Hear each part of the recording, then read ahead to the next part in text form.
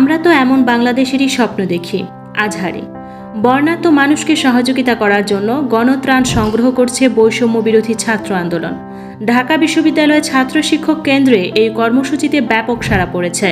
সেখানে ত্রাণ পৌঁছে দিতে হাজারো মানুষের ঢল নেমেছে। ছাত্রছাত্রী থেকে শুরু করে বিভিন্ন শ্রেণী পেশার মানুষজন টিএসসিতে ত্রাণ দিতে যাচ্ছেন।